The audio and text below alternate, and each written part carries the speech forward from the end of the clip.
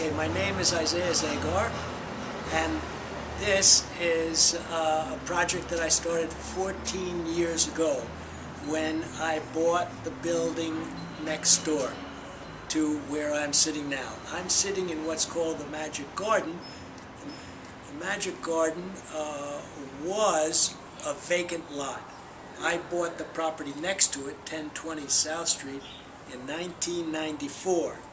At that time, when this was a vacant lot, it was just at the time that it was bought by a group from Boston who were investors. They had no interest in doing anything with the lot. They had an interest in selling it when it accrued in value.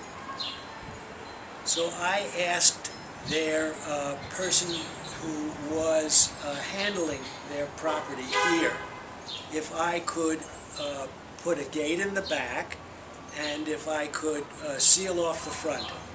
And he was a friend of the family and he said yes.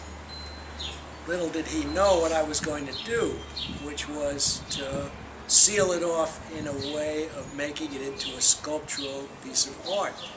So that's the story of the Magic Garden, but the story of how I started working in this kind of manner is that when I was 19 years old and an art student at Pratt Institute in Brooklyn, I went to Woodstock, New York on a scholarship to the Art Students League, and at that time I was introduced to a man named Clarence Schmidt who made something like this, not this, but something like this, that intrigued me so much that I became his friend.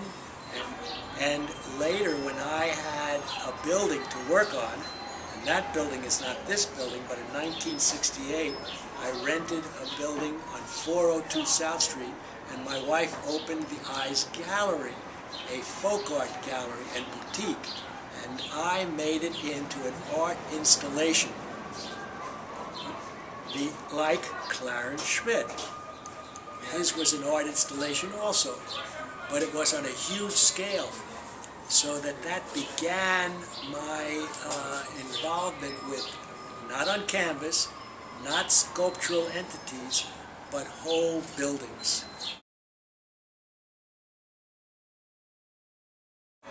Well, so many people are now telling me that I've changed the way people feel about Philadelphia. Now, you can see on certain of my works words, statements.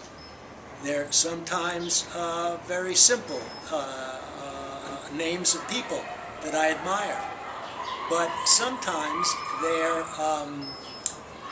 they're advertisements. And one of my advertisements is that Philadelphia is the center of the art world.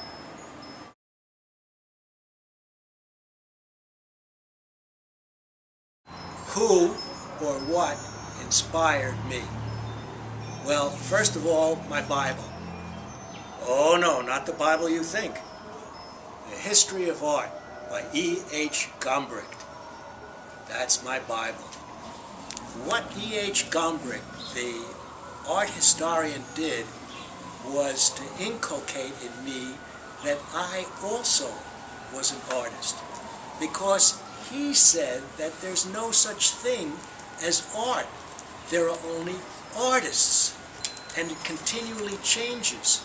And he showed me pictures of Peter Bruegel, of Vincent van Gogh, of Rembrandt van Rijn. If he had a picture, a portrait of an artist, then he showed that as their work. If he didn't and couldn't, he wouldn't. But if he did have a picture of an artist, he showed the artist. And he said to me, it's your brother, it's your sister, it's your uncle, it's your aunt, it's your father, it's your mother, it's you who are the great artist of now.